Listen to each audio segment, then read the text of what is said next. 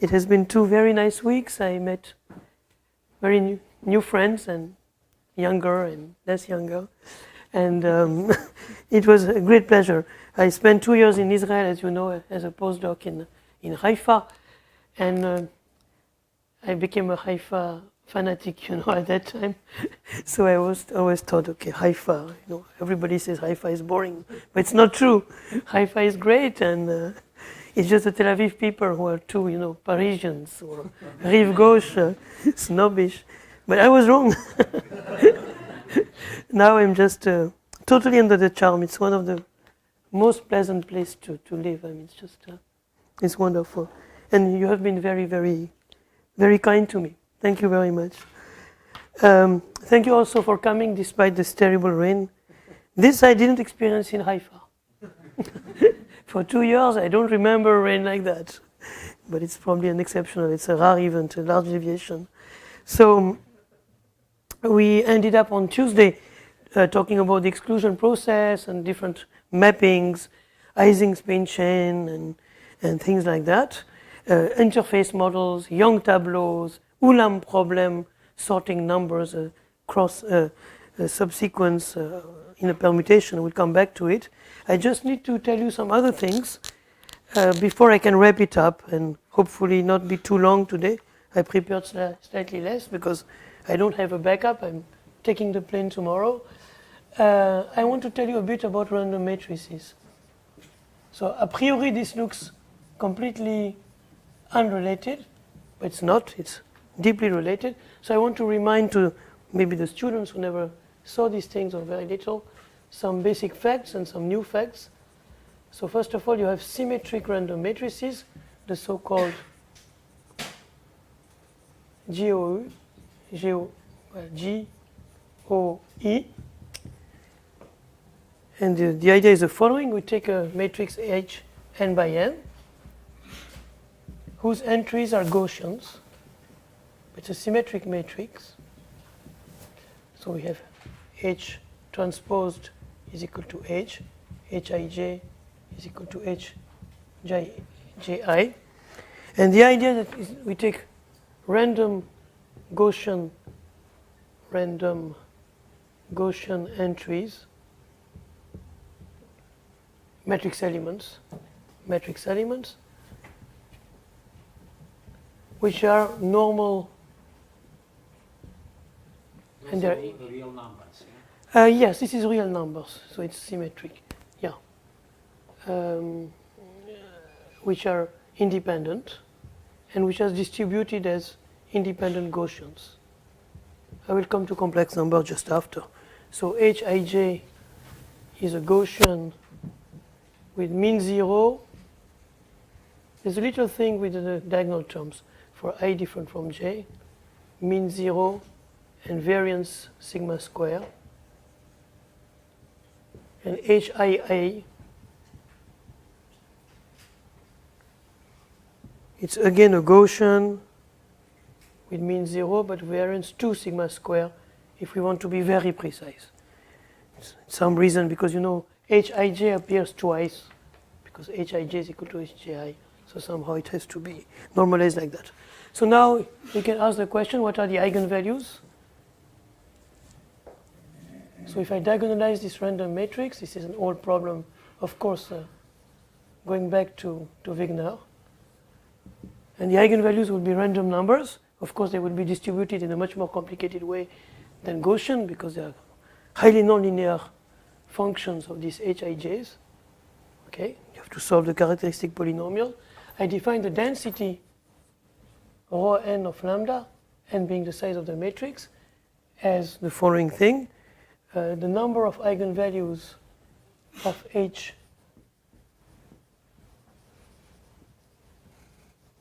in some interval AB divided by the total number of eigenvalues. So the fraction of all eigenvalues in some interval is the integral of rho n between A and B. So now everything is defined. This is the eigenvalue density. And the famous theorem of Wigner, the Wigner semicircle law, which is one of the big results in probability theory, in fact, is that in the large n limit, this density has a well-defined limiting form, and the limiting form is that all eigenvalues will lie in the segment 2 sigma square root of n minus 2 sigma square root of n, and they will have a shape of a semicircle. I will give you the formula, so it should be a nice semicircle. Sorry for the picture. And here I will plot rho, or 2 pi n sigma square rho. And the formula for this rho infinity, rho n for n large, rho infinity is 4n sigma square minus lambda square. And it has to be normalizable because all of them are in this interval, 2n pi sigma square. So the eigenvalues, they all lie in this interval, nothing outside it, and they are distributed by this semicircle law. This is the old result of Wigner. And the maximal eigenvalue, and this is the important thing I want to talk about, well, the maximal eigenvalue will be here, somewhere. Lambda max, the largest, by the way, I didn't say it, but of course it's real. All the eigenvalues are real. It's a symmetric matrix. Huh? So lambda max is of the order of 2 sigma square root of n. Okay? So there is a similar, but also you see the good scaling for sigma. If you want to have finite result, the good scaling is to scale sigma is 1 over square root of n. If I choose sigma is equal to sigma tilde over square root of n, I am eating up all the n factors and things scale perfectly well. Okay. So your question, I just answer it now. I can also consider the Hermitian. So now they are complex. Hermitian random matrices. So now the off-diagonal terms are complex, but 2 by 2 conjugate. This is a G, U, E. Okay. So now it's H dagger, which is equal to H. Hij is equal to Hji star, and Hii is real. So now, in fact, each of Hij non-diagonal is made of 2 real numbers that we choose as a Gaussian, and the diagonal terms are real numbers which are chosen as Gaussian random variable. All these random variables are independent, and I don't rewrite it. I could be slightly more precise, but I don't really care. The same Wigner semicircle law holds. So, semicircle law. The eigenvalues are still real. Holds. Okay? And there's a fourth ensemble I don't want to talk about. So there are third ensemble, sorry, beta equal to 4. There's a third ensemble. Okay, from now on I will take sigma equal to 1. And the interesting thing is the following, and this is a rather new result, new means 20, 25 years old. There is lambda max is a random variable. I just told you how it behaves, but there is now a much more precise result thanks to Tracy and Widom. In fact, if we consider lambda max, and this is an important result, lambda max minus, so I take sigma equal to 1 now, because I just don't want to carry on sigmas. You just rescale it by multiplying your matrix by what's needed. So lambda max, in fact, is of the order of 2 square root of n. This is what is predicted by Wigner's semicircle law, but it will have fluctuations, of course. But the fluctuations are becoming smaller and smaller as n goes to infinity. The fluctuations are of the order n to the power minus 1 over 6. Minus 1 over 6, okay? Not plus, there's a minus here. And of course there is a fluctuating part, which I will call xi. And this is a random variable. So xi, in the case of the Gaussian orthogonal ensemble, I will call it psi GOE. And a priori it depends on n, because everything here depends on n. It's n by n matrix. But this thing has a very nice limit when n goes to infinity. There is a limiting law for this fluctuating part of the maximal eigenvalue. Okay? So when n goes to infinity, why should I write it? If I write it below, you will not see. So I should write it above it. I'm not sure what it means. Psi is already independent of n, or is it? No, lambda max, I'm doing for each n. I'm subtracting the typical maximal value. So I'm, some residual, I'm subtracting the dividing by. scaling, but there is still something which depends on n. But when n becomes large, thank you for the question, because I was going to explain it on a much simpler example that we all know, the CLT. So what I'm writing, thanks Professor Cantor for your question. What I'm writing is, recall the central limit theorem. What does it say?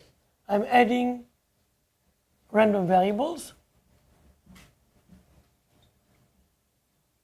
So I'm adding Sn is equal to epsilon 1, epsilon 2, epsilon n. This has nothing to do, it's just a way of explaining what I mean here.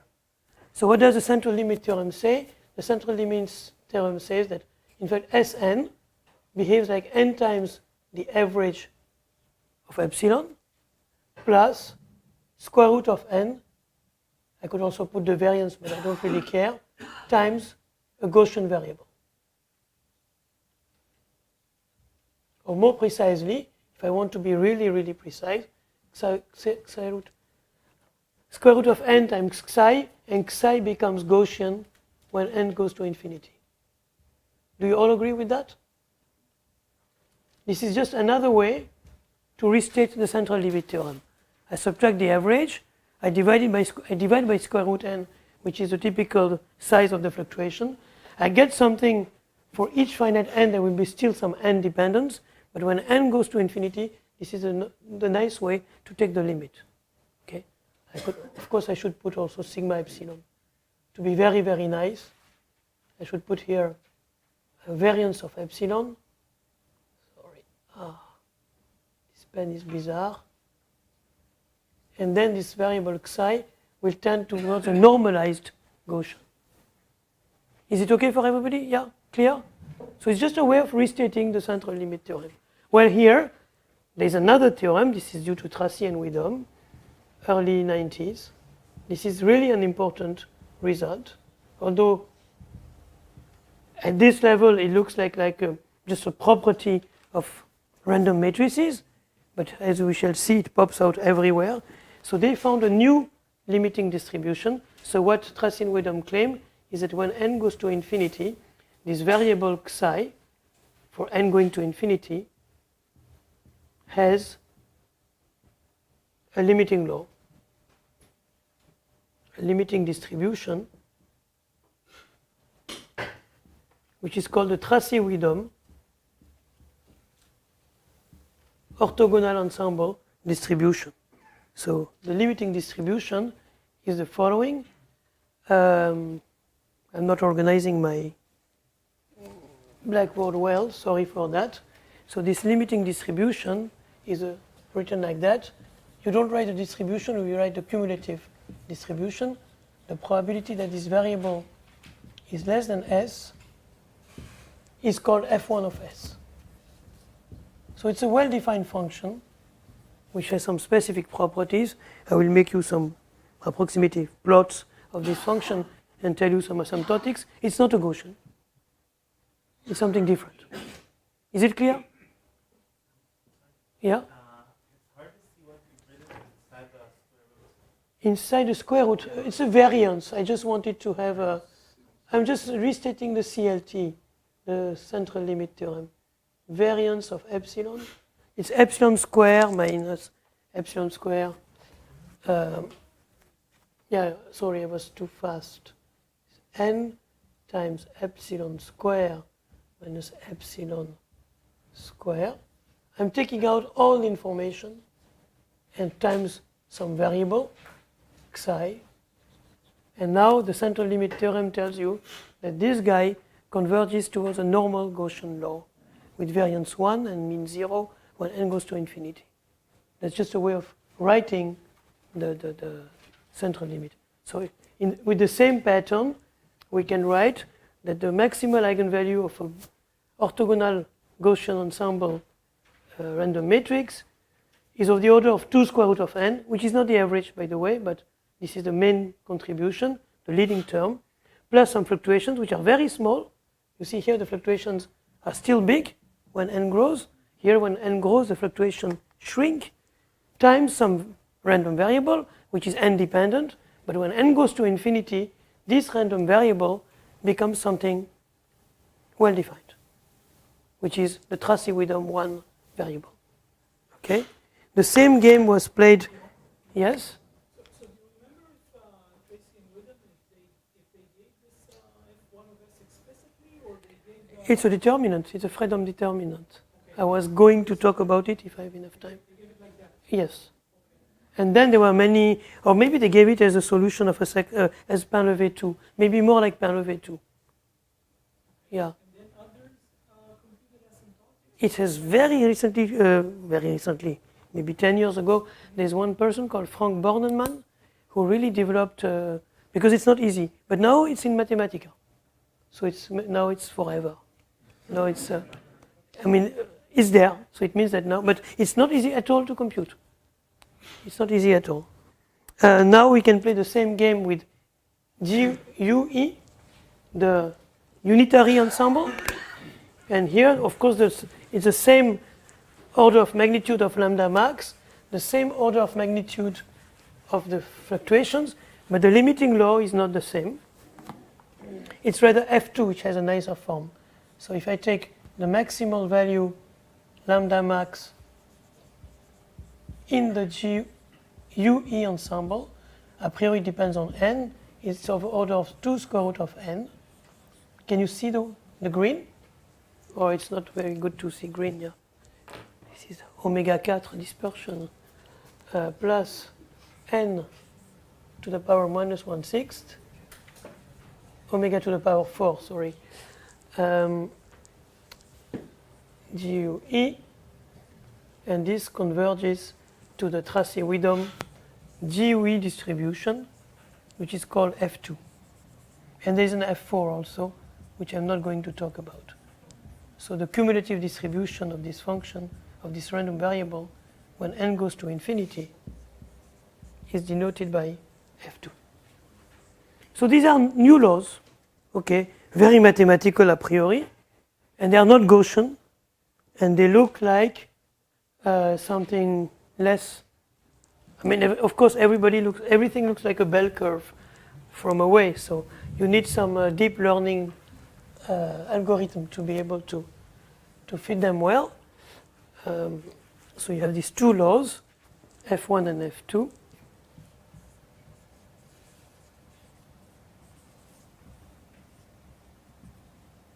There's an S, is F1. And if you plot them, and they have been plotted rather recently, precisely only recently, they are non-symmetric. Okay. You can find, of course, if you look on Mathematica, for example, they have a maximum in the negative part, I would say around -2, but not exactly -2 for F2. So what I'm plotting is the distribution, which is the derivative. So F2 prime, this is of order 0.5. So F2 prime will be something like that. And it's going down slightly more slowly. So this is F2 prime. So really the distribution of the GUE remainder. And F1 prime is slightly less high, has its maximum around 1, and then crosses and like that. This is F1 prime.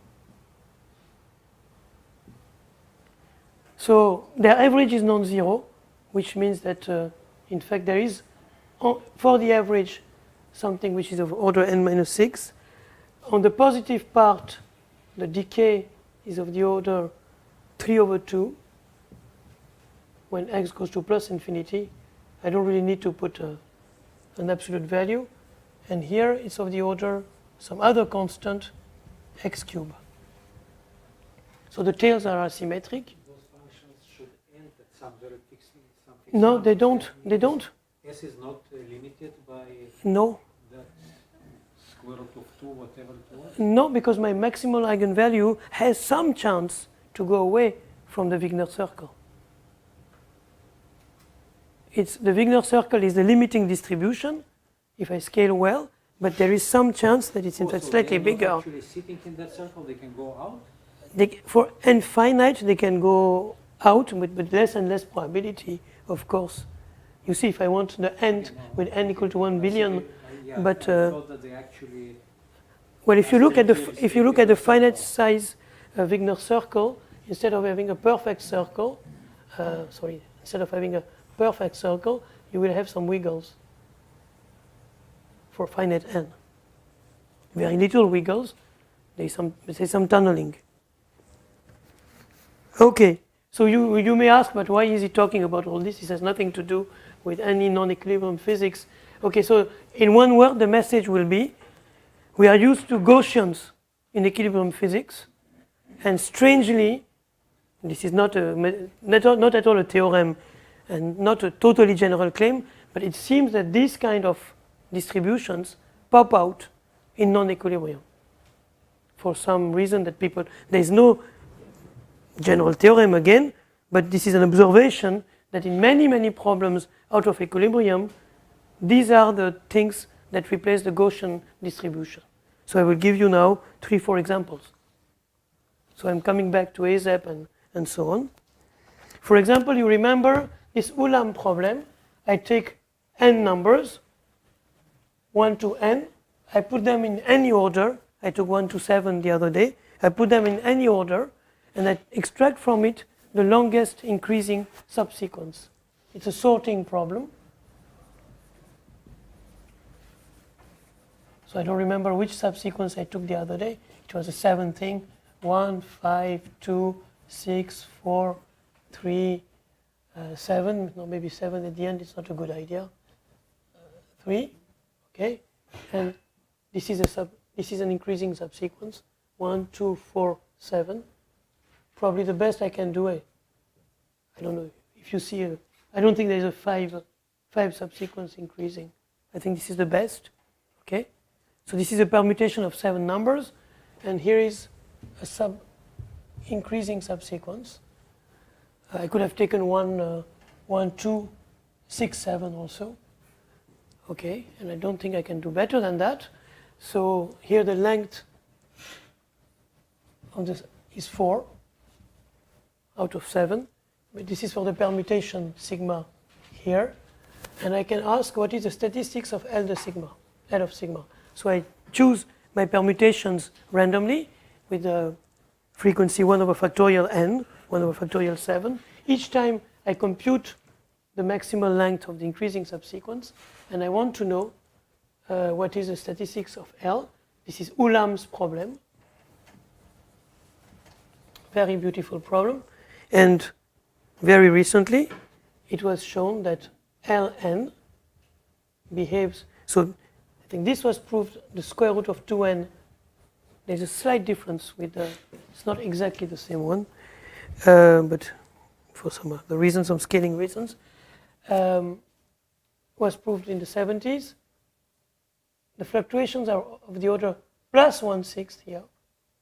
So there are some fluctuations which grow with n, but the random variable here for n large, of course,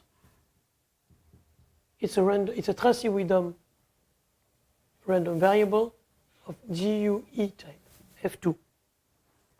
So if you want to learn more about that, there's a beautiful paper of Aldous and Diaconis, almost a recreational paper. It's mathematics, but very well explained, about card games, playing with cards, sorting algorithms, patience games, and so on. It's a beautiful, beautiful paper. As you may know, I think it's Diaconis who was a magician, besides being a great mathematician. So he loves card games and mixing them and so on. And they found some relation. And they explained that. Okay, what else thing? Well, let's come back to TASEP. So you remember we were in statistical physics at equilibrium. We really like this perfect gas that we put on the half of the box and we release. Let's do the same with TASEP. We start with TASEP on the infinite line.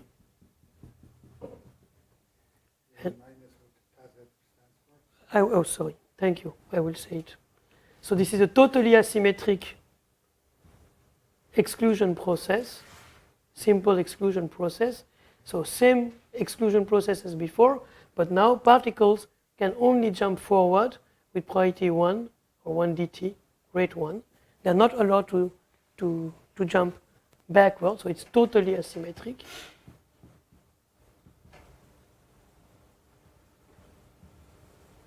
So of course you have a fluid of particles which is just, flowing from left to right. And what we can do is we count the number of particles qt, how many particles in time t have jumped from left to right. So qt is the number of particles to the right at time t. To the right at time t. So it's quite easy, at least on physical ground, to get convinced using Burger's equation, because by the way, this TASEP is a discretization of Burger's equation. It's easy to show that qt grows like t over 4. Physicists understood also, using KPZ and so on, that there are fluctuations of the order t 1/3, but the rest here we need to know. So it's again a random variable. So I will be more precise. I will put some constants and some signs so that it just maps perfectly, but it's not important. The thing to remember is that it is, again, the Tracy-Widom F2 law.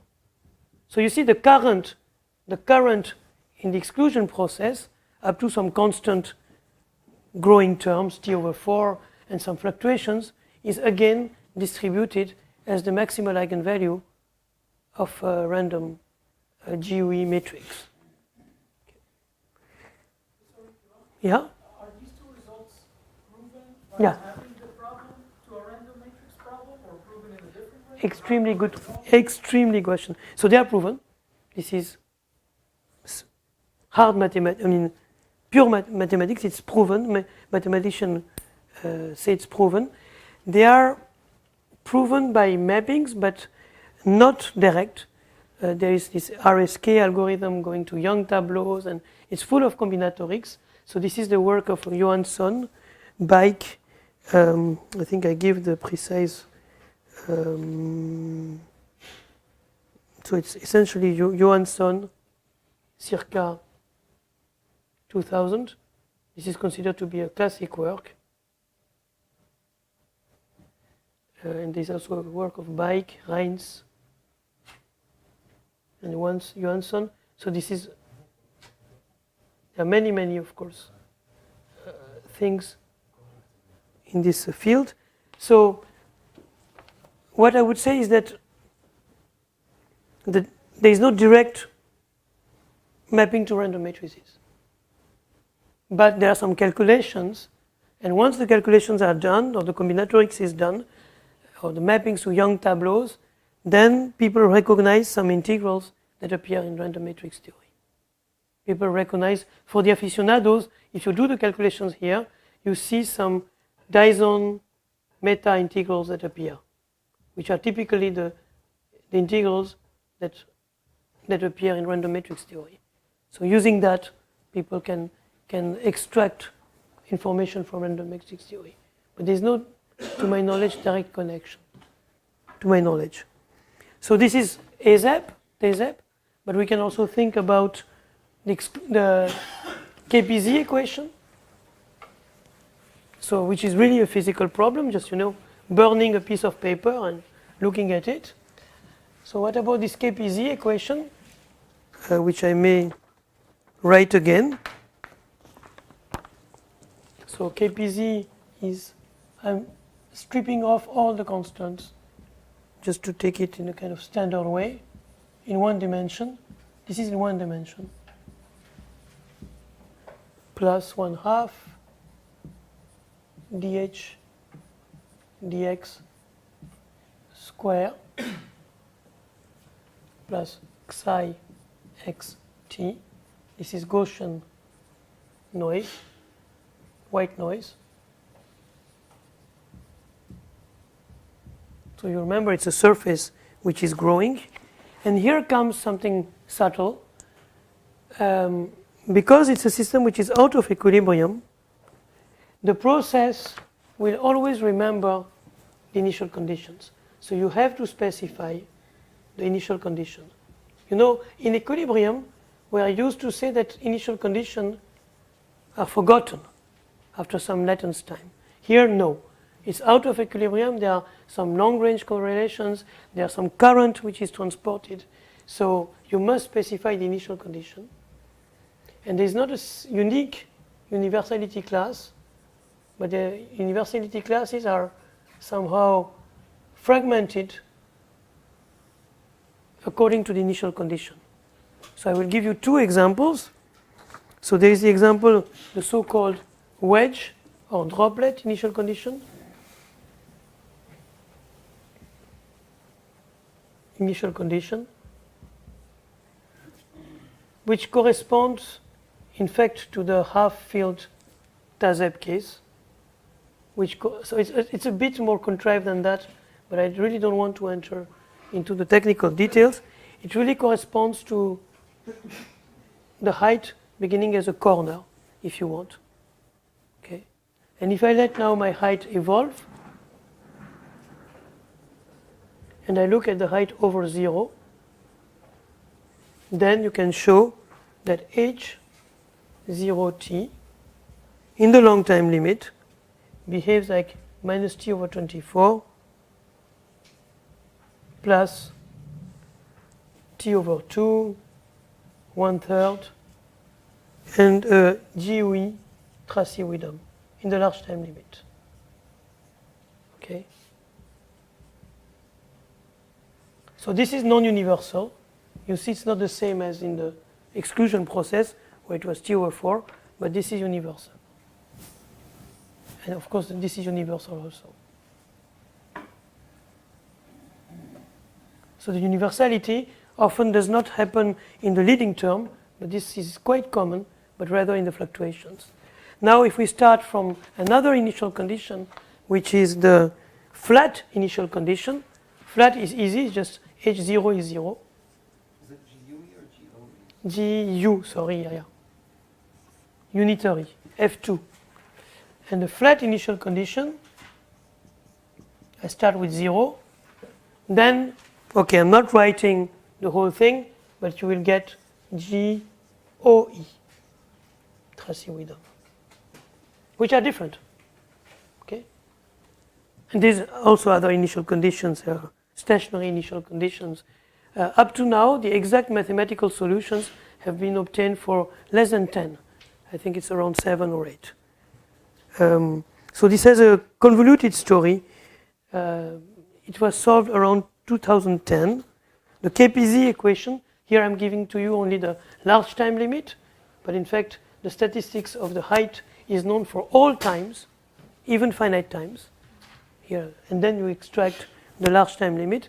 So as it happens often, it's simultaneous multiple discovery, and this is always complicated to know exactly, but there was a paper in the physics, mathematical physics literature by Spohn and Tomohiro Sasamoto,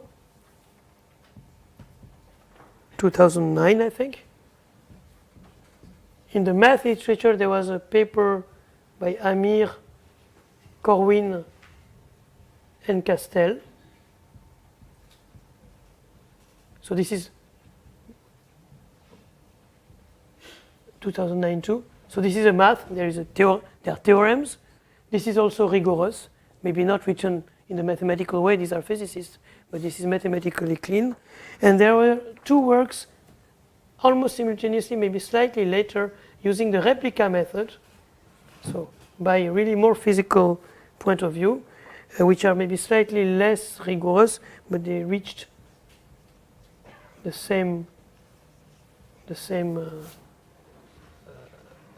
results by Dotsenko and Calabrese. Dotsenko. So this was rather in the early 2010, if I remember well. Anyway, so this is considered to be an important result. Yes? I didn't understand on the bottom left. Here? On the bottom left? Yeah, here? No, well, left? Yeah. H of x and 0 rather than h of Yeah, x. I didn't understand that. Ooh, sorry, yeah.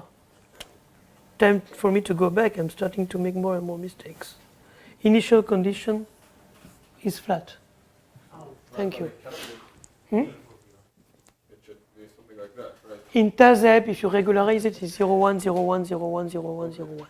Yeah. And then what's the result? It's GOE. Joey, something. Something, the same time, some non-universal constant here, the same, of course, 1/3 universal, but the important thing is that the fluctuating part depends on the initial condition. So you don't have a universality which is as strong as in a classical equilibrium StatMech. Okay, is it more or less clear? Huh? Two points to remember. You have some distribution calculated by mathematicians in the random matrix world, and they are very difficult to obtain. And in fact, this was an open problem for many, many years, and probably if Tracy or Widom were younger, one or both of them would have won the Field medals. This is really considered. Widom is the brother of Ben Widom. That probably is much more known in physics, but it's his brother. So it's Ben Widom's brother. I think it's H, maybe Harold, or like Niels Bohr, you told me, H. Bohr. So, voilà. There's a mathematician. The sons are also. Yes, biologist, and yeah. It's very impressive. And maybe their nephews too. Or nieces. Nieces are important, Dotsenko, yes. So mathematicians found some new laws. These new laws appeared in the context of random matrices, but in fact they are also important. They appear in mathematical physics or physics problem. KPZ is physics. One thing which is important is that in fact you have to be careful about universality. Universality is not an absolute, because we are out of an equilibrium somehow. I think it's Elie Barkay who calls it the everlasting memory of the initial condition. There's a paper of Barkay, I think, and Kessler who has this very nice title. So there is an everlasting memory of the initial condition, because you see, for example, in equilibrium we get Brownian motion, whatever we start with. I mean, who cares about the initial condition in general, generically? Here it seems that generically the initial conditions continues to matter if you remain out of equilibrium. And there are subclasses. So this is what I wanted to say.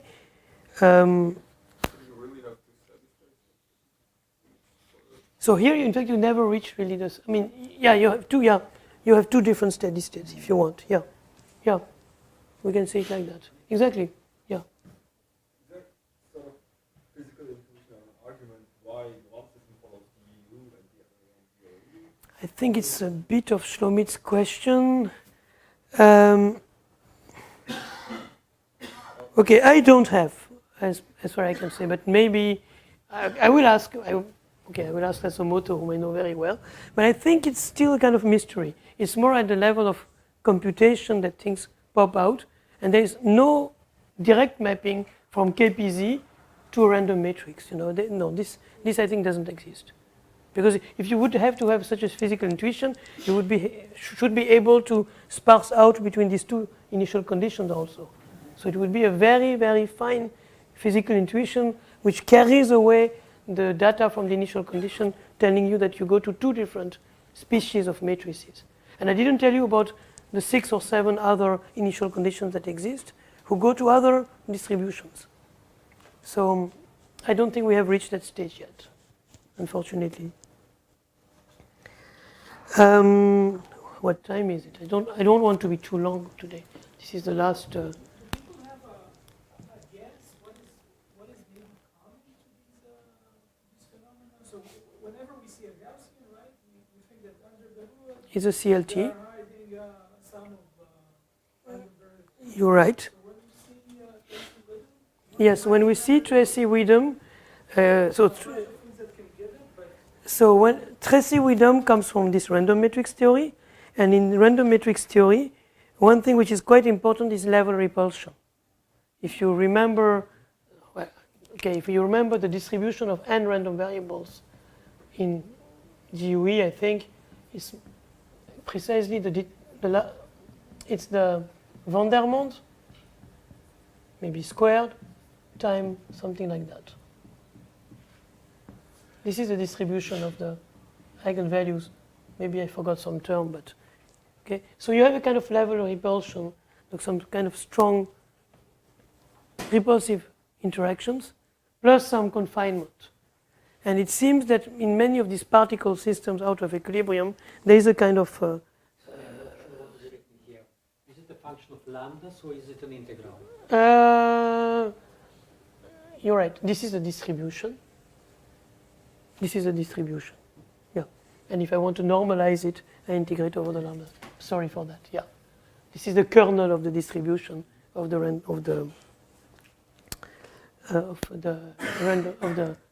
eigenvalues of a random matrix. So, and it seems that this kind of form.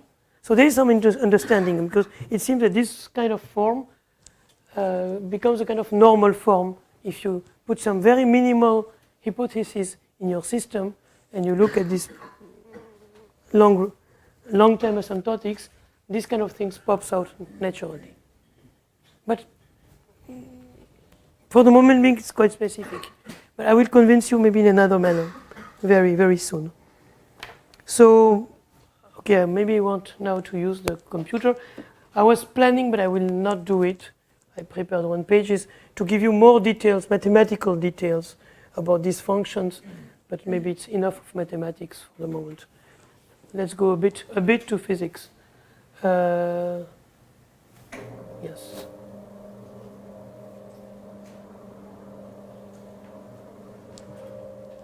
So the important thing is, should I stop it or it stops by itself? Thank you, you're just wonderful. Ah, merci. Toda Rabba.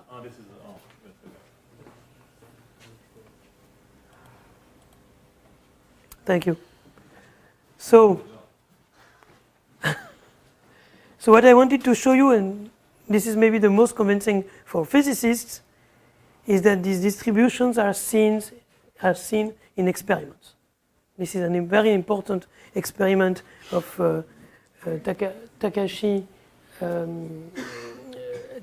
and Sano, which was conducted in Tokyo 7 or 8 years ago, but they're continuing in this direction and more. So it's really the nucleation it's a phase transition in liquid crystals. There are 2 different phases of liquid crystal, and one is invading the other one. Okay, don't ask me about details. Although Takeuchi showed me the real experiment, I won't be able to tell you precisely which phases and so on. But this is time slots. So you start with the droplet, it grows, it grows, it grows. This is at the final time.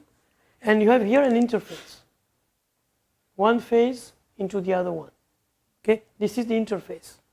The experiments were clean enough so that the data about the interface, the statistical data about the interface, was taken by these people. They were able to have good sampling. It is believed that this interface should be represented by KPZ equation. Okay? So this is the droplet initial condition in real life. Another possibility is to start with a seed which is along a line. The thing grows downward. This is the interface. And here again you can have the data about this height. So they did that. They measured the distribution, the probability distribution of this height over many, many, many experiments. And they sampled them and they got distributions. Okay? So first of all, they are different in the two cases. The droplet and the flat case don't have the same distribution. But much, much better than that, these are the experimental points, and they were able to show that they perfectly coincide with GOE and GUE Tracy-Widom laws, which were plotted separately, of course. So these are not Gaussians, they are skew. They have all properties of GOE and GUE, and they appear in nature. They are there. And now there have been other experiments by other groups where they do see, but this is the first one and probably the most precise and the finest one. So these things exist. These are not only games for mathematicians, they appear in nature. And this is very important. So Takeuchi and Sano, you can Google and we will find some review papers in Science by these two people plus Sasamoto and Spohn. And this is very, very neat. I think the experiment was in fact suggested by Tomohiro Sasamoto to Takeuchi, who was a grad student at that time. Okay, so now I want to go back to exact solutions. So you remember I drew this diagram many, many times, and then I argued that the simple asymmetric simple exclusion process can be a good model for this kind of pipe out of equilibrium. And what I wanted to say is that I will not go into details on how these results or others are derived, but they all rely on integrability. So you have essentially three types of boundary conditions: the finite system with boundaries, the system on a periodic ring, or the infinite system. And they all rely on integrability, but with very different point of views. The infinite system, which is the random matrix thing, is very mathematical, and it relies on the so-called determinantal processes, Tracy-Widom formulas, and so on and so on. This has become a sub-branch of probability theory. The big names are, for example, again Sasamoto or Borodin, Corwin, their students, very active people. And this is integrable probability. If you take a system which is closed on a ring, so these are typically very similar to the experiments of Yael Reuschmann, for example, there the coordinate Bethe-Ansatz, the mapping to the spin chain closed, works very well. So you can really try to use these old but not so old, quantum mechanical techniques, which are very useful to diagonalize and get the spectrum and so on and so on. When the system is open like that, you have to use some more complicated, still Bethe-Ansatz, which is called algebraic Bethe-Ansatz. And this is something I want to tell you. There has been a solution which is very elegant to the open system here, without using the word Bethe-Ansatz because the relation is not clear, but which is the so-called matrix ansatz. And I want to spend 1 or 2 slides telling you about it. What is the problem? We have this model, particles coming in, coming out. It's a finite system. It's a finite Markov matrix. It has a steady state. Perron-Frobenius tells us it has a unique steady state. What are the weights? What are the steady state, the stationary weights of the different configurations? What is the probability to see the system totally empty or full like that? Okay? What is the probability of this configuration? So 25 years ago, Derrida, Evans, Hakim and Pasquier came with a very, very beautiful solution to this problem, which is based on the so-called matrix ansatz. And at that time, there was no relation known with the classical integrability Bethe-Ansatz. These are still ongoing works. It's not totally clear. But their idea was the following. Look at one configuration of size L. It's just a binary string made of holes and particles. So instead of putting black, here they're not black, red balls and empty sides, I can just represent it as a binary number, 0, 1, 0, 1, 1, and so on. Okay, I can code my configuration as a binary number. So Derrida and collaborators told us to do the following thing. Instead of writing a binary number, I will write a two-letter word. Same thing. For ones, I use the letter D, and for empty zeros, I use the letter E. Don't ask me why D and E, I don't know. I think they don't know either. So here my configuration, the word. Yeah, but they say it's not the case. Otherwise, you would have the boundary vectors called H and P, but it's not the case. Okay, but probably. This configuration, what is the word corresponding to it? Well, ED, E, D square, ED, ED, ED. Okay? So the ansatz, which comes from the blue, there was no justification beside the fact that it works, and because it's a Markov matrix, whatever works is the right result, is the following. For each configuration, you make the word. Tau I is just a binary variable which tells you whether it's occupied or empty. So when it's occupied, you put a D. When it's empty, you put an E. So you construct your matrix product operators, and you sandwich it between a ket W and a bra W and a ket V. Okay, you just do that. This is a number, because you're taking a matrix element. And what they claim is that if you take D, E, V, and W, satisfy this algebra, for example, in the totally asymmetric case, no backward jumps, Q is equal to 0, I have D, E is equal to D plus E, and the boundary vectors, the bra and the ket, are somehow eigenvectors of some combinations of D and E.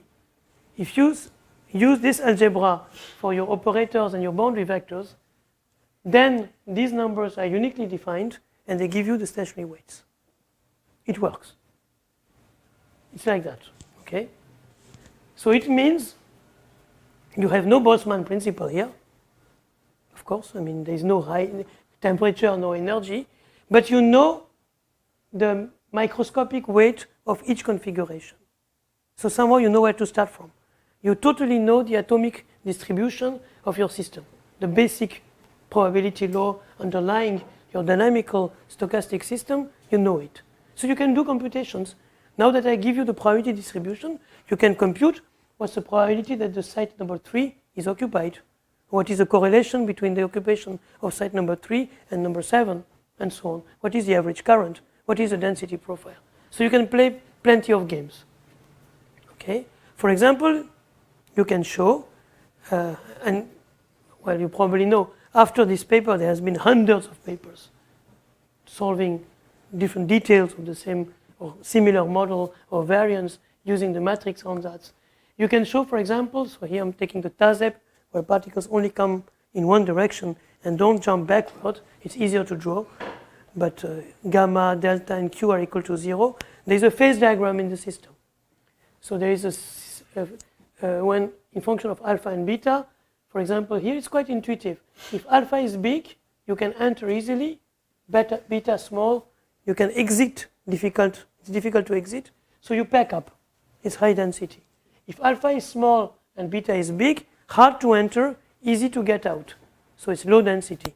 But there's a whole region in the middle where the values of alpha and beta do not care.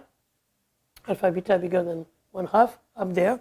And it's a maximal current phase where whatever you do in the boundaries, the system adjusts to the highest possible current it can carry. So, but there you can compute correlations. For example, you can show that in the maximal current phase, there are power law correlations. So the boundaries, even though they don't affect the values of the bulk density and current, they are still very long correlations. Okay, so there are a huge amount of work has been done. If you're interested, you have this already rather old review of Blythe and Evans, more than 100 pages long, which tells you how many models, different models and variants and techniques can be used here. So now, yeah? One question. So can you remind us the conditions of the matrix algebra? Can you derive them based on properties of the process? No? No, this is of course extremely good question. Of course. No, it was not done like that at all. It's a guess. educated guess, but still guess, okay, by smart people. And if I give you a different process, machine learning will help. No, it's half a joke because it's how it works. The more you do, the better you become at guessing. But there is no, if I give you a stochastic matrix, there is no way of constructing or saying that it's not possible from the matrix. Although the matrix tells you everything. The Markov matrix contains everything. So somehow this D and E should be hidden somewhere. This is not totally known. The long answer, I mean, I can tell you later if you want. There are some relations with Bethe-Ansatz, algebraic Bethe-Ansatz. I worked on that recently, but it's not completely clear. The bottom two lines. Yeah, these are the matrix, the boundary vectors. The bottom two lines. Yeah, the boundary. Equation. Sorry, The answers. the three lines here. Oh, the first line is also part of the answer? Yeah, because it tells you how the matrix D and E have to behave with each other. Or you can even say that this is the ansatz. The whole transparency, the ansatz. I mean, this is the ansatz of putting matrices, but the matrices are not completely randomly chosen. They have to satisfy some relations. And the boundary vectors too. And if you choose them well, you solve the problem. So now we can start answering some questions from the first lecture, or even the colloquium. If you remember, I told you that in equilibrium, the large deviation function of density profiles is a free energy. If you remember that.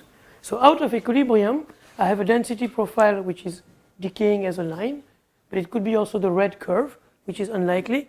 What is the large deviation functional of this red curve? What is the probability, the likelihood that I run a system between two reservoirs in the steady state, I wait, and I get this bizarre red-shaped density profile? Well, now that for the exclusion process, we know all possible weights of all possible configurations, just by coarse graining, we can say, okay, if I want to have this density profile, I should have more particles here, less here, more here. So you can do a calculation. So this was done, this is a difficult calculation. This was done by Derrida, Leibowitz, and Speer in 2002. And they were able, so again, I don't want to enter into the details, but I want to show you that they were able to compute for the first time the analogous of a free energy out of equilibrium. This F in blue, which depends on the density profile. This comes from the matrix solution. It is the free energy, quote unquote, for this system out of equilibrium, without having to define any entropy, any temperature, but form large deviation theory. So a little part of the program has been accomplished for this model. Okay? And when you analyze it, you see that in very special cases where the two reservoirs are at equilibrium, R1 equal to R2, this horribly complicated formula, which involves solving a non-solvable, non-linear second-order differential equation, this horrible formula just reduces to the Shannon entropy, the basic thing that we all think about. So, but this is only in the case where this is at equilibrium. But out of equilibrium, this free energy functional is not even local, because it's a solution of a PDE with boundary conditions, so it's highly non-local. Maybe something which is slightly more easy to explain. I told you that another quantity we would be interested in is the total charge, or the total number of particles transported from left to right. We know that in the long-term limit, this will be linear with time, and the current is given by Ohm's law or something like that, but we want to see large deviations of the current. So again, using, but this involves non-steady state, because current is from the initial time to the final time. So we want, this involves non-steady state correlations, but it's possible to compute, for example, this large deviation function. So you see it's not so complicated. The formula in red is not totally horrible. And it's also possible to compute the, so this is more for Guy, in the maximal current phase, this is nothing but what we would call, Guy, the full counting statistics, for example. Okay, so it's possible to compute the full counting statistics of these particles passing from the left reservoir to the right reservoir, and to know all the cumulants and so on and so on. So you see, we can start answering some questions. But we have not answered the full question. So in the last maybe 20 minutes, I have still 20 minutes, yes, 25 minutes, I want to tell you about something totally different. There are two choices. I think, if you don't mind, I can continue on the slides. I can also do it on the blackboard. It's just longer, the blackboard. I've prepared both. So, if you see all these things, they are quite contrived. I mean, you need to have a certain twist of mind to like playing with these kind of things. But this is not very friendly, user-friendly. So the big question is, okay, it's very nice to obtain exact formulas, but first of all, if I change my system a little, it's not integrable anymore, you cannot do anything.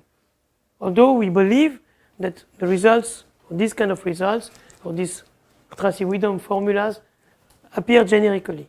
So we should have something much more versatile, much more, soft to be able to understand what's going on. And this program is partially fulfilled by the so-called macroscopic fluctuation theory. So let's draw again the same diagram, now in blue. And we don't want to resolve the particles and do the combinatorics and sum configurations and get probability theory. We are physicists. We just want to write PDEs. We want to write equations for that. We want to know what happens. So what would any sensible physicist do when this is faced to this picture? I have a rod of length L, two reservoirs at different temperatures or different potentials, and I have an electric field. My particles are charged, which is pushing my particles away. What will you write? No particles are created or destroyed in the bulk. So you have a conservation equation. dt d rho is minus d dx of j in one dimension, or minus divergence. So you start writing a simple conservation law. Without thinking about anything, you just say that particles being neither created or destroyed in the bulk, necessarily, I write things in one dimension, but this is true in any dimensions, I have something like that. Okay? But what is the current? So the problem is to try to know what is the current. So this is just conservation. So for the current, you write a constitutive law. You will say that the current should be proportional to minus the gradient of the density, maybe with some diffusion constant, which could depend on the local density. And because there is an external field, there is a conductivity sigma of rho times the field, which I call nu here. You agree with that? And then I substitute the second one in the first one, and I get this equation. Here I wrote it in any dimension. A very simple non-linear heat equation. Okay? If d is not constant, and sigma is complicated, otherwise it's just a heat equation. Okay? This is very nice. And for example, if you do this exercise for the exclusion process, as an example, d will be 1, but sigma is a rho, or 2, rho 1 minus rho. So it's slightly nonlinear. By the way, this is nothing but the Burger's equation. Slightly written in different coordinates, but it's Burger's. So we can solve it by machine learning, other ways, but or just by hand. Okay? So this is Burger's. But you see, this is just a completely deterministic equation. I give you the initial conditions, the boundary condition, and deterministically I solve it, and I get the evolution of my density, but there's no fluctuation here. There's no noise. It's purely deterministic. It's like Navier-Stokes. It's Burger's. Another remark, you may have heard that Navier-Stokes equations are phenomenological, but Hilbert, 120 years ago, almost, asked as one of his problems, how can you derive Navier-Stokes from mechanics? This Chapman-Enskog program and so on. This has not been done. This is considered as one of the big complicated problems of applied mathematics. Well, in fact, the only place where this program has been done to the end is for the exclusion process. So this equation here, in the case of the exclusion process, is the basic case, it was done by essentially by Varadhan and his co-workers. It's the only non-trivial case where the hydrodynamic limit is proved mathematically. The existence of the hydrodynamic limit is mathematically proved. Okay, it's a kind of Everest from the mathematical point of view. It's extremely difficult to prove. So the question is, okay, it's very nice, but this is deterministic. I want fluctuations. I want statistical mechanics. So how do we take into account fluctuations? So here come Gionnalazigno and their team. So they say the following. We should still, of course, write the conservation equation, but we should add to the current a noisy term. So I will explain that on the blackboard first and slightly more details. We should add to it a noise, typically a Gaussian spatiotemporal noise. But what is the amplitude of the noise? This is non-trivial. And they understood that the amplitude of the noise is the conductivity. So if you take as a constitutive equation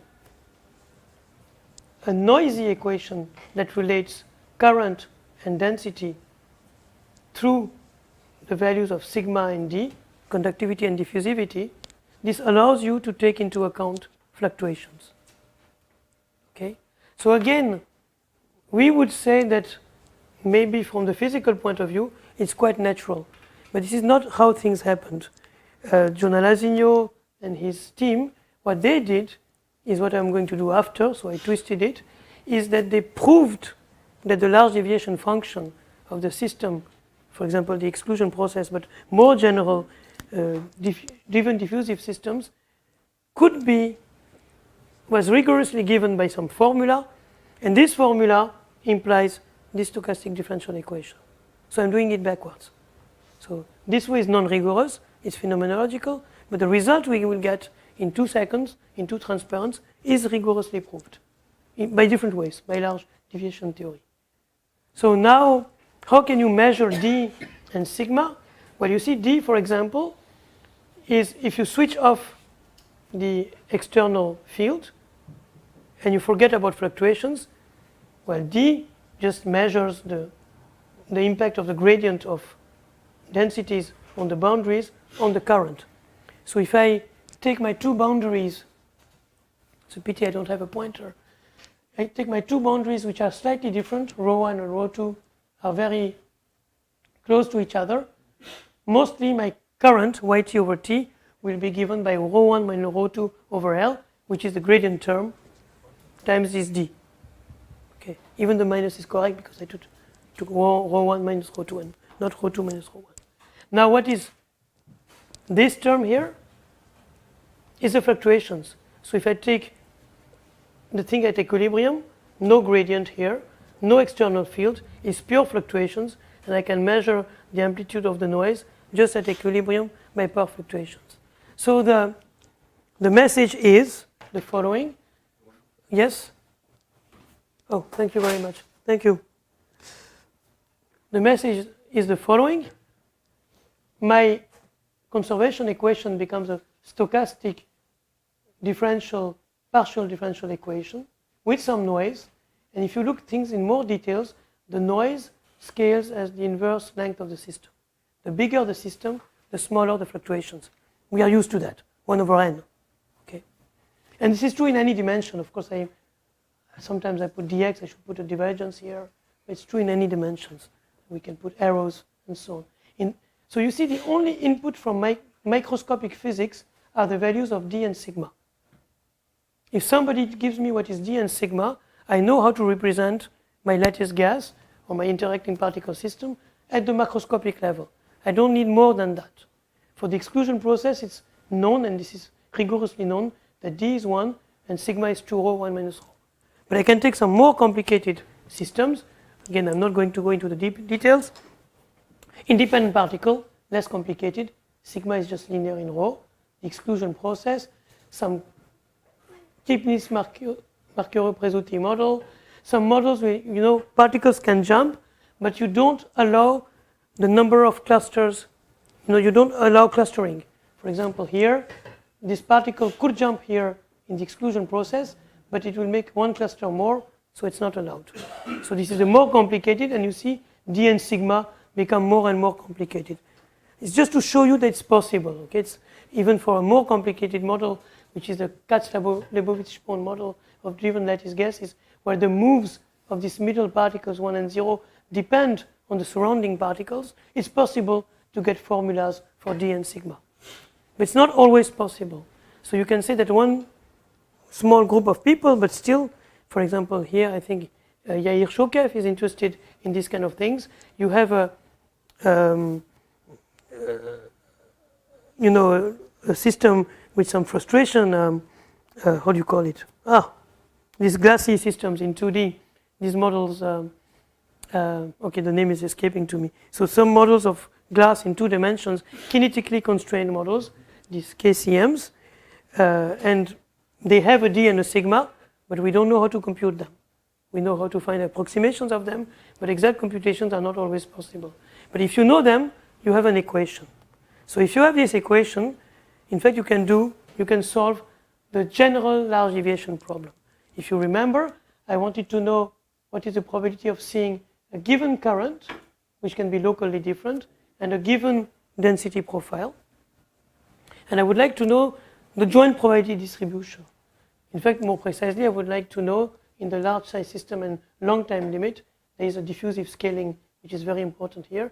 I want to know this functional of the current and the density, this large deviation functional, which contains the whole information. Okay? If I know this functional, I'm able to tell you what's the probability of seeing such a current and such a density distribution in the long time limit, in the fluctuating steady state limit.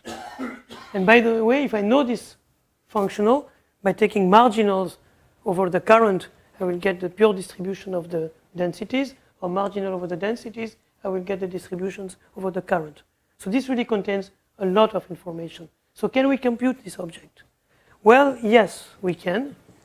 In fact, if you remember the stochastic differential equation of Jonah Lasigno and his collaborators, well, we can play the same game that I played the other day when I tried to prove Dzerzhinsky using path integrals. In fact, we can re-express the noise has a well-known distribution. It's Gaussian white noise. It's a Wiener process. Okay, its distribution is just this thing, double integral in space and time. If I re-express the current as a function of the noise, I can just plug it back and forget again about the Jacobian. When I don't forget about it, it's equal to 1, because here we really use E2. So doing this game, you remember I did it 2 days ago for Dzerzhinsky, just the one-dimensional, the zero-dimensional Langevin. Here it's for a field, but formally it's the same thing. So if I do the same game, what do I get? I get in red the action for the current J and for the density rho in this non-equilibrium system. I get the measure of all possible paths, evolutions of this system. I'm going very fast, but I just want to give you a taste of what's going on. I know it's fast. By the way, because the noise is very small, the variance appears in the denominator. The variance is 1 over L. So in fact, it's multiplied by L. So we have an action with a very large parameter in front of it. Of course, it calls for WKB, for saddle point. Yes? So this is precisely what Jonah Lasigno, Bertini, Gabrielli, Landim, and a fifth person whose name I'm just forgetting, did. And they obtained the so-called macroscopic fluctuation theory action. They said that I cannot change the pages with that. They said precisely that this function I, this large deviation functional of I of J and rho, is nothing but what I have written in red at the saddle point, which means that it's a minimum because there's a minus sign. This general complete large deviation function of current and density is the minimum of the action obtained from the stochastic PDE. So as I said just 5 minutes ago, that's not how things happen historically. Historically, they got that first, by a different path. Rigorous at the level of mathematical physics. I don't know about pure mathematics, but in a rigorous way, by analyzing models and so on. Especially the zero range and the exclusion process. And once you have that, you can recognize that it comes from this. And I think for us physicists, because I think I'm a physicist still, it's easier to go this way, to write a phenomenological equation and end up with that. Okay, we want to minimize an action, Euler-Lagrange. Okay, so we can write Euler-Lagrange for this system.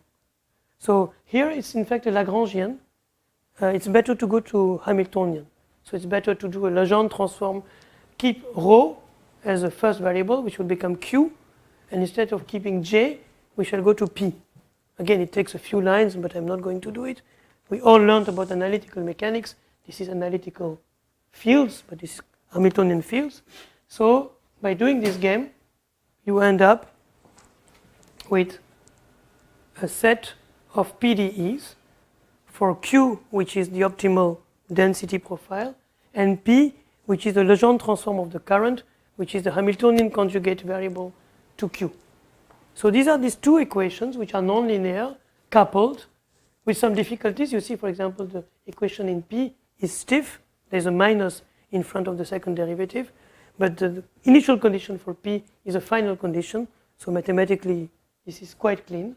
And the only ingredient for microscopics in these equations come from D and sigma.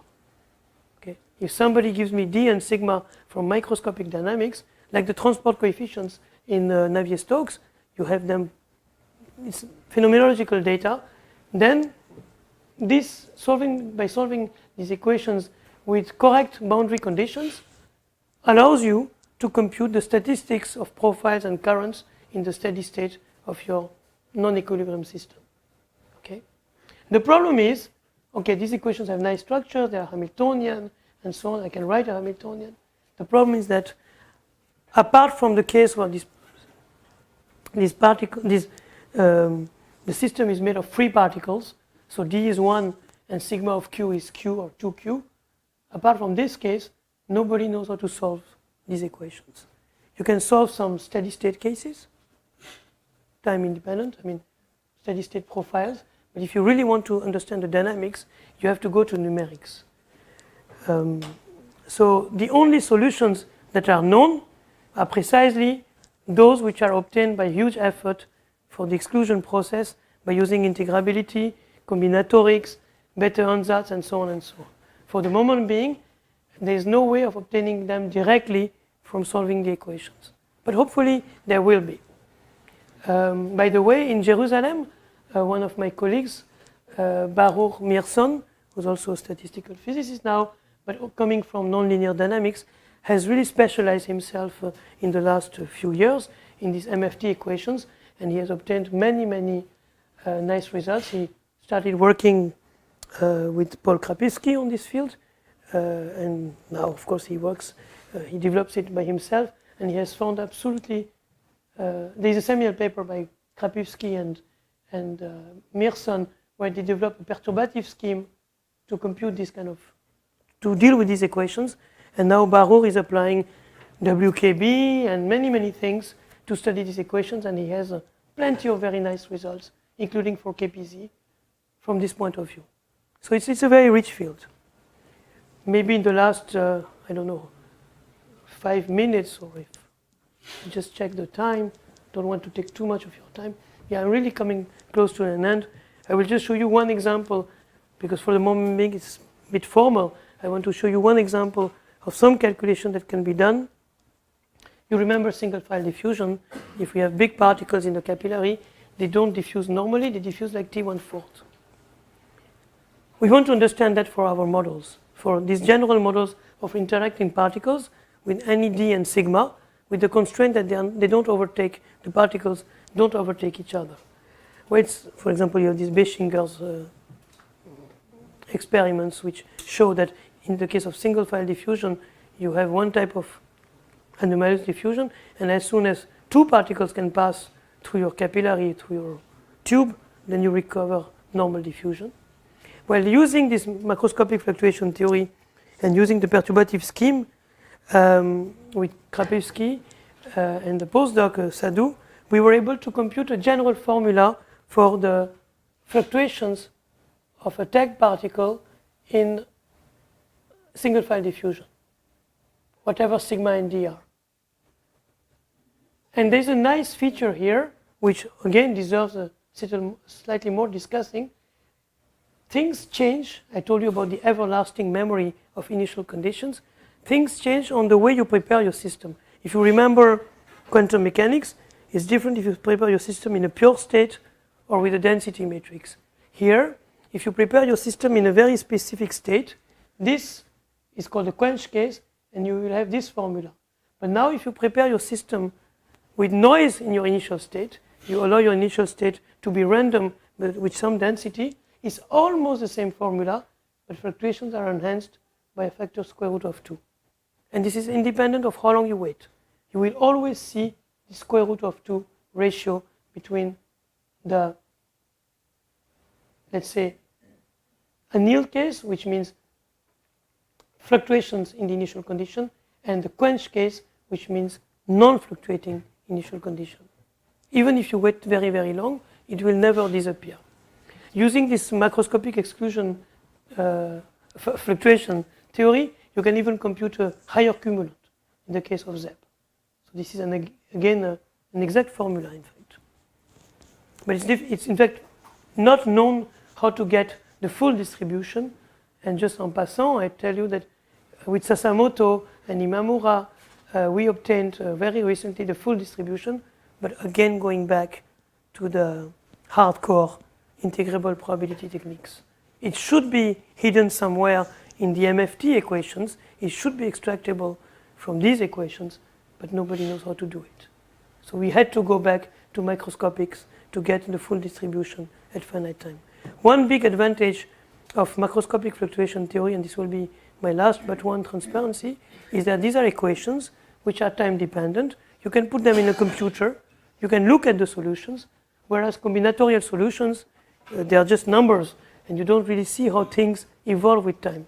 So for example, if we look at a tracer, we tag a particle in single file diffusion, and we plot, there are just two plots of the wave, of the wave profile. So I have a fluid now.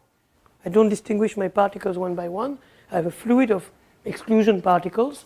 I tag one, and I start with some initial condition, and I want my tag particle to make some displacement. For example, at initial time, my tag particle is at 0, and I want at final time it to be there. Okay? So this is a kind of unlikely fluctuation of my tag particle. Because of the scale here, it looks small, but it's very unlikely. So how will it do it?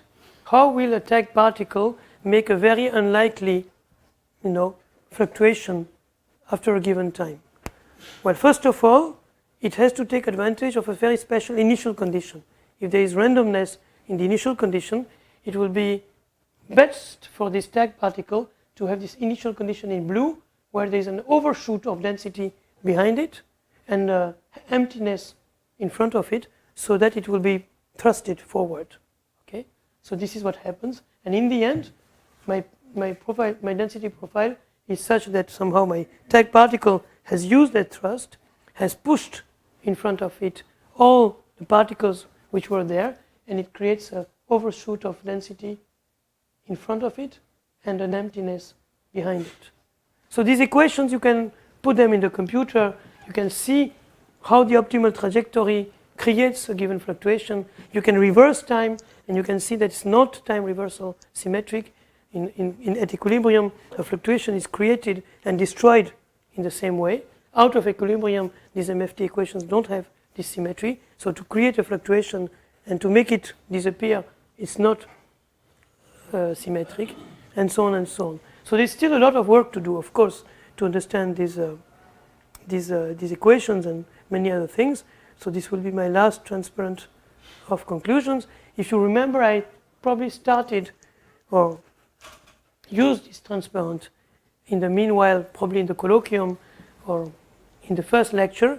I was telling you that although we are in 2018, we don't really know what to do to analyze a system in the steady state out of equilibrium. And these were the list of questions that I put at the beginning. Remember, we didn't know what to put as macroscopic parameters, and so on and so on. So what I want to convince you is that we have now partial answers for this question. Let's take the first one. Well, we now think that the relevant macroscopic parameters, they are not parameters like in thermodynamics, P, V, or T, but they are rather fields. Distribution of particles, rho xt, and distribution of currents, jxt. What functions describe the state of a system? Well, not free energy or density, but rather large deviation functions. That's what we believe now. In thermodynamics or StatMech, we have plenty of universal laws, universal relations. You might remember I took the example of this Mayer relation of the difference between the specific heat at constant volume minus at specific heat at constant pressure. It has some relation with compressibility, whatever. I learned that a long time ago, I forgot, but we have plenty of Maxwell relations and so on in thermodynamics. Well, we do have some universal relations out of equilibrium, and these are typically these Galavotti-Cohen symmetries or Dzerzhinsky-Crookes relations, and there are many others in stochastic thermodynamics, and we have people working on that, even here, for example, or in Europe, in America, in many places.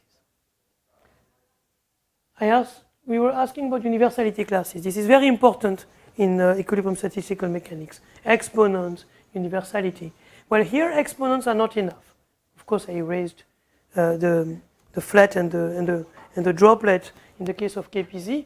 For a long time, people believed that in KPZ, the exponents 1/3, 2/3 are enough to define the KPZ universality class. Well, no. There is a everlasting memory of the initial condition, and somehow you have to break your exponent universality class into subclasses, and then you have to be more precise. A general form for the microscopic measure, well, again, it does not apply to all cases. I've been very imprecise about that, but for driven diffusive systems, it's quite likely that Giornalasigno action here plays a good starting role as a general form for this large deviation functional. And finally, what about fluctuations? Well, fluctuations are described by the macroscopic fluctuation theory.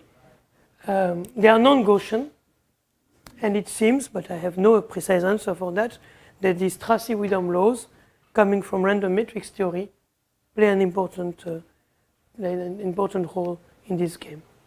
So we have partial answers, but of course we don't have full answers.